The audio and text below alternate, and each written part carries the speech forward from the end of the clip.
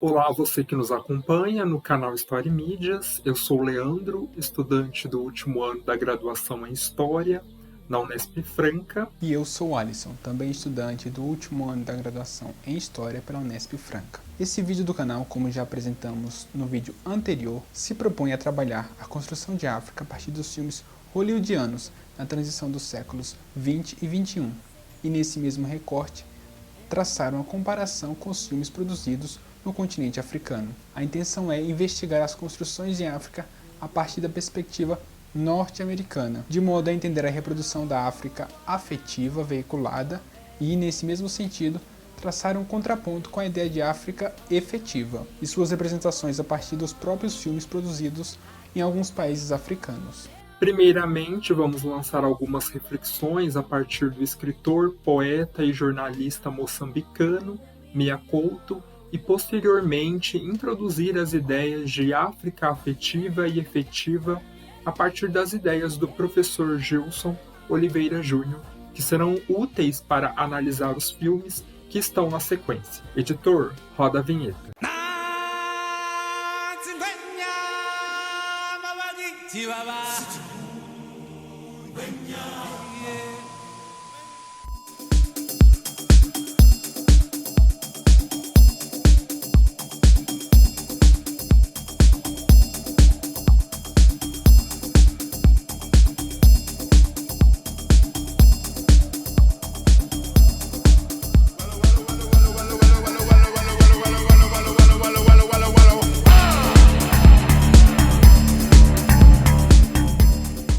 A partir das questões lançadas por Mia Couto no texto Prefácio, Um Retrato Sem Moldura, é importante refletirmos sobre as seguintes questões.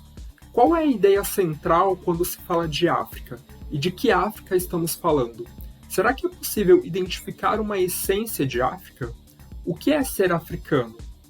É possível refletir que a África está em uma circunstância muito ligada ao passado, a qual foi inventada por outros, prisioneira de uma condição colocada por perspectivas exteriores e vítima da ordem econômica e política de instituições internacionais. O senso comum tende a imaginar os africanos como algo simples, homogêneo, único e que se reduz a um conjunto de características marcantes, como a cor de pele, a fauna e a flora. Até mesmo pode-se pensar que, para ser africano, isso se define pela genética e não pela história e cultura desse povo. Nesse sentido, a biologia usurpa o lugar da cultura e ganha cada vez mais contornos maiores neste falso imaginário sobre uma essência captável do que é ser africano.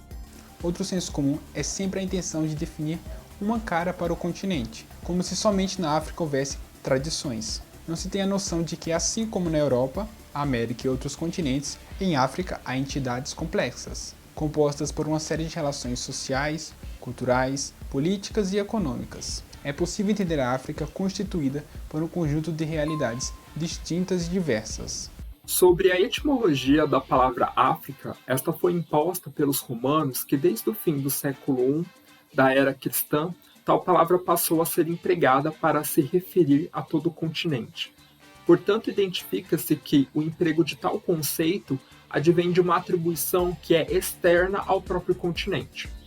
No século XIX, com a filosofia da história universal de Hegel, percebe-se a partir das palavras do autor a reprodução de uma série de representações sobre África que configuram para os tempos atuais vários preconceitos sobre o continente.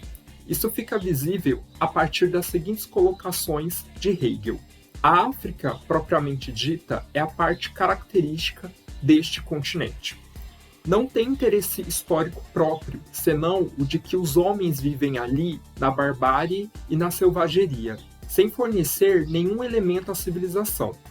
Por mais que retrocedamos na história, acharemos que a África está sempre fechada no contato com o resto do mundo. É um Eldorado recolhido em si mesmo. É o país criança, envolvido na escuridão da noite, aquém da luz da história consciente. Assim, a partir das colocações do autor no século XIX, Projetou-se naquele período e sobreviveu até hoje a noção de África como um país criança, qual precisa de cuidados e ajuda de outros países, visto como um estado de barbárie, guerras tribais, crise e fome, como um lugar repleto de negros, com imensas florestas e inúmeros animais selvagens, onde habitam muitas pessoas pobres, vivendo na desgraça, miséria, mortes e precisam de ajuda dos países europeus para atingir o patamar de continente e povos civilizados. Portanto, se identificam as construções que se fizeram de África não pelos africanos, mas por povos que estão além do continente. Para avançarmos nessa reflexão sobre a história da África, será necessário considerar as reflexões teóricas de Gilson de Oliveira Júnior, a qual introduz alguns conceitos como África afetiva e África efetiva, para definir os olhares lançados sobre o continente, isto é, as construções que são feitas pelo exterior e as que são realizadas a partir do próprio lugar, de dentro da África. África afetiva é um conceito empregado para se referir à África externamente, ou seja, a partir de um outro lugar, um outro país. É uma visão que é externa. Trata-se de uma representação do continente a partir de um lugar externo a ele. Já a África efetiva relaciona-se com o contato direto com o continente africano. Trata-se de enxergar a África a partir dela mesma, de modo a entender seus próprios contornos e dinâmicas internas. A partir desses dois conceitos, vamos analisar alguns filmes produzidos entre os séculos 20 e 21 pelos norte-americanos a partir da indústria cinematográfica hollywoodiana e os filmes produzidos pela África do Norte, sobretudo a partir de produções nigerianas e senegalesas. Para isso, vamos analisar uma série de filmes, suas representações e construções de África, a qual estão divididos em 3 blocos. No primeiro e segundo bloco, a partir da concepção de África afetiva, vamos investigar os filmes em que comumente predominam as imagens de África como espaço de conflitos, guerras, pobreza e trazem a ideia de África correlacionada a um espaço selvagem e animalizado. Já no terceiro bloco, a partir da noção de África efetiva, lançamos destaque para as produções cinematográficas que exploram uma perspectiva diferenciada do que comumente se vê na maioria das produções ocidentais e norte-americanas, de modo a explorar temáticas ligadas ao empoderamento da cultura africana, empoderamento feminino, desigualdade de gênero, denúncia das relações de dominação sobreviventes da herança colonial e o imaginário social e cultural africano. Vamos ao primeiro filme do primeiro bloco, Lágrimas de Sol, de 2003, dirigido por Anthony Fuqua e estrelado por Bruce Willis, que interpreta o tenente A. Cal Walters, líder de um grupo da infantaria da Marinha Norte-Americana e que possui uma difícil missão de resgatar uma médica voluntária americana, Lenda Hendricks, na selva nigeriana. Além de salvar a doutora, a missão se estende na intenção de salvar um grupo de refugiados na fronteira da Nigéria com Camarões. No entanto, descobrem que entre os refugiados há um homem procurado pela milícia rebelde nigeriana, colocando toda a missão em perigo. Este filme singulariza a África como espaço de conflito, cenário de barbárie, onde os personagens brancos possuem o protagonismo na história, e os negros nada mais são do que vítimas de todo o cenário de guerra, marcada pela violência contra as mulheres e mortes indiscriminadas dos civis. Já o filme Hotel Ruanda, de 2004, dirigido por Terry George, é inspirado em fatos e relata um período a qual lança atenção para um momento de tensão entre as etnias rivais, a maioria Hutu e a minoria Tutsi. Paul Rusesabagina, interpretado por Don Cantlow, é gerente do Hotel Demille Collinet, de uma empresa belga na capital de Ruanda, pertencente ao grupo étnico Hutu. Em 1994, quando houve a perseguição à etnia Tutsi, Rusesabagina abrigou cerca de 1.200 Tutsi no Hotel Ruanda. Isso se demonstra no filme um grande senso de compaixão e coragem com a tentativa de Rusesabagina proteger e livrar a etnia Tutsi do genocídio que matou mais de 1 milhão de pessoas, fazendo com que ele fosse internacionalmente reconhecido pela sua atuação humanitária durante o genocídio de Ruanda. Esse filme, assim como o anterior, reforça a ideia de África como um lugar de conflitos, guerras entre tribos inimigas e mortes, mostrando a sua necessidade de ajuda por outros países para a resolução dos problemas e conflitos internos. Em O Último Rei da Escócia, de 2006, dirigido por Kevin MacDonald e que rendeu o Oscar de melhor ator a Forest Whitaker, que interpretou Idi Amin, o ditador que governou Uganda entre os anos de 1971 a 1979. O destaque da narrativa é o personagem fictício de Nicholas Garrigan, interpretado por James McCoy, um médico jovem, nascido em uma tradicional família aristocrática britânica, que tem por escolha se aventurar em Uganda. O jovem escocês é cativado pelo carisma de Amin, um homem popular que discursa e governa para o seu povo, visto até então como um bom governante. Dada a aproximação entre os dois, o jovem escocês é contratado para trabalhar para Amin. Com o passar do tempo, Nicholas perde sua ingenuidade ao acompanhar as péssimas condições políticas a qual estava mergulhada Uganda, e acaba por se dar conta de sua situação como prisioneiro no país, pois o mesmo é impedido de sair de Uganda pelo ditador. O filme reitera a valorização da África como espaço de miséria, tristeza, desespero, objetificação das pessoas. As cenas trazem uma visão simplista e vitimizadora do povo ugandês, mostrando o sofrimento como a tradução da realidade em Uganda, onde a violência é o que representa os africanos, vistos como povos primitivos que não avançaram.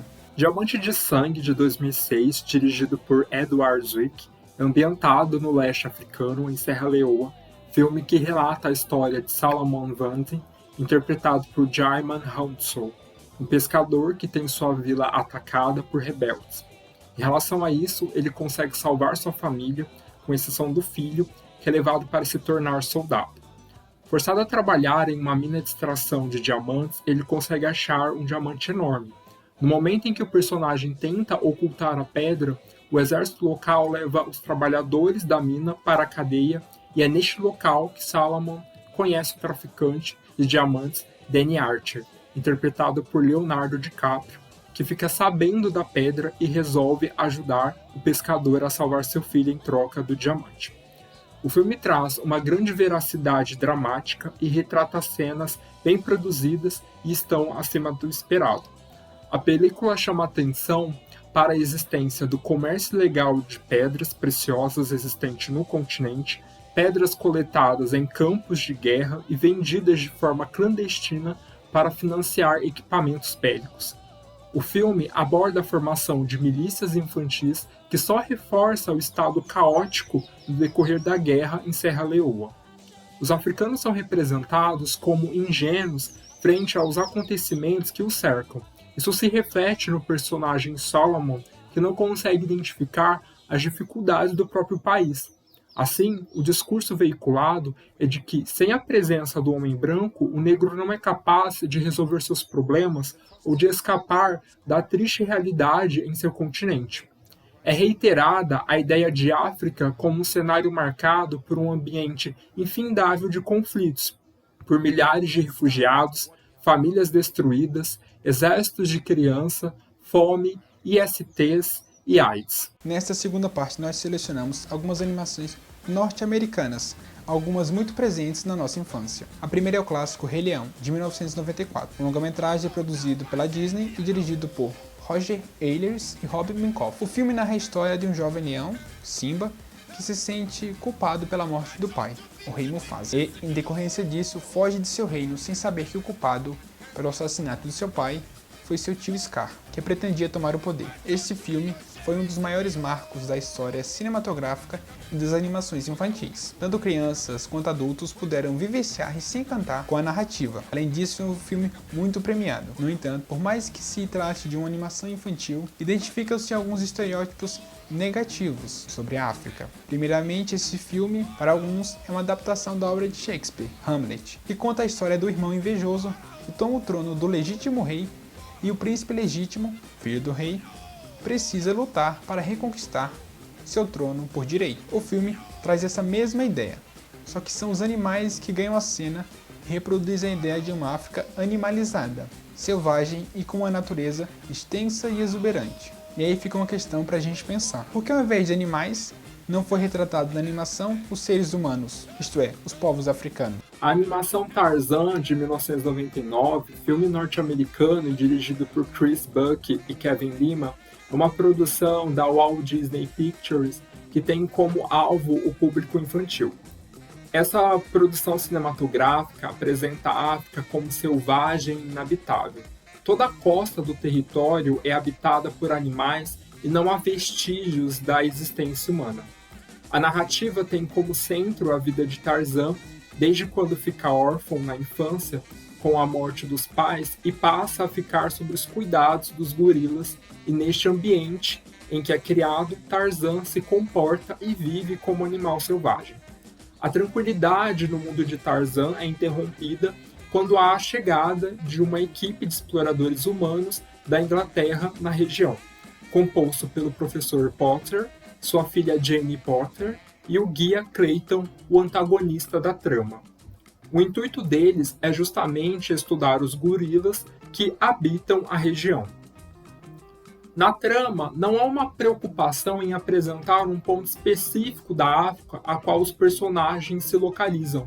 Dessa forma, a África se apresenta como um todo homogêneo, como se fosse um país África, representado como um espaço de exploração pelo homem. Isso se evidencia na fala do personagem Clayton. Foi quando eu me dei conta de que tinha nascido para caçar na África e que Deus criou a África para...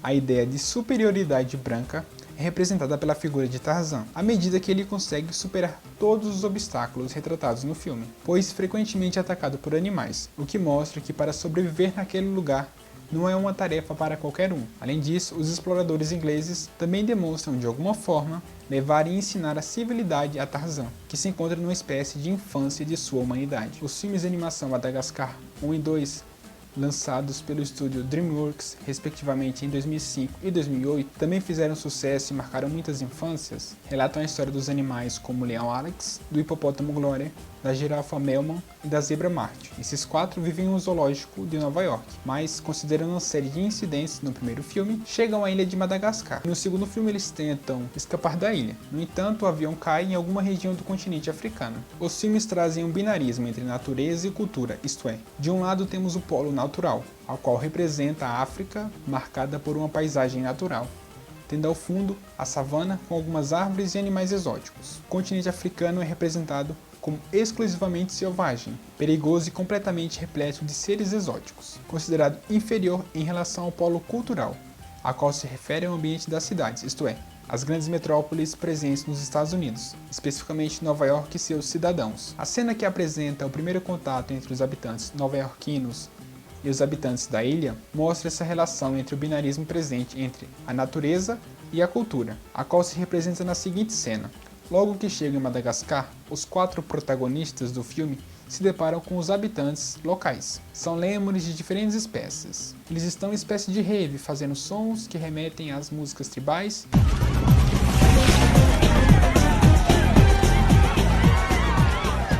e cantando a música. Caraca, mané! Não é gente, é bicho.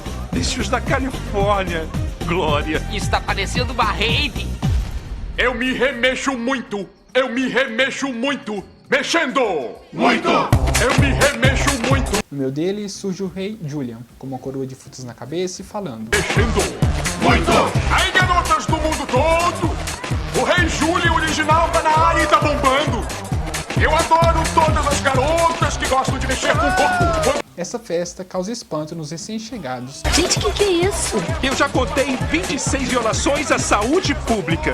Ao perceberem a presença dos estrangeiros, os lêmures se assustam e questionam se eles são selvagens. Irão atacá-los. Quando notam que isso não vai acontecer, eles são só um bando de bocós. Eu não sei. Assim, percebe-se que de um lado temos a representação da ideia de civilização e do outro o não civilizado, o primitivo. Em Madagascar 2, esse mesmo binarismo entre natureza e cultura se afirma quando, em um passeio pelas savanas africanas, o grupo acaba por se perder e, ao invés do guia dar a solução para resolver o problema, quem assume a situação é uma idosa de Nova York. Quando estão desesperados devido à falta de comida, água e fogo, identifica-se ali a ideia de ressaltar a superioridade dos nova-iorquinos a partir da seguinte cena. O que a gente vai fazer? Podem deixar a natureza se aproveitar de vocês ou vocês podem se aproveitar da natureza. Cheguem mais crianças. Somos nova-iorquinos, não somos? Sobrevivemos à selva de concreto. Verdade. É isso mesmo. Quando temos fome, caçamos um belo cachorro quente. Estou certo? Tá certo. Se precisamos de abrigo, construímos arranha-céus. E se precisamos de água, nós fazemos um dique. Somos de Nova York, a gente pode tudo. Se a gente venceu lá, pode vencer em qualquer lugar. Essa cena traz a representação das pessoas da cidade como superiores a outras regiões, que são capazes de controlar o meio, pois vivem em grandes metrópoles, por isso se consideram melhores, podendo sobreviver e subjugar quem habita em outros espaços. Portanto, pessoal, pelo que podemos notar nesses 2 blocos de filmes produzidos para a indústria hollywoodiana até agora, são as construções de África relacionadas às guerras, conflitos tribais, miséria e pobreza. Também se percebe alguns estereótipos ligados à África como um país e não como um continente, como um ambiente cercado por matas, animais selvagens e lugar de barbárie. E antes que alguém venha nos dizer que estamos estragando infâncias ao falar das animações, não estamos. Estamos somente fazendo paralelos e análise de filmes que abordam de alguma forma o continente africano. No fim das contas, da perspectiva histórica, essas animações e filmes são produtos de determinados contextos, realidades, discursos e inspirações. Para continuarmos a nossa reflexão sobre a construção de África, venha assistir a parte 2 desse vídeo. Aguardamos vocês lá. As nossas referências estão aqui na descrição. Deixa seu like aqui, comenta o que você achou e se inscreve no canal. Até a próxima!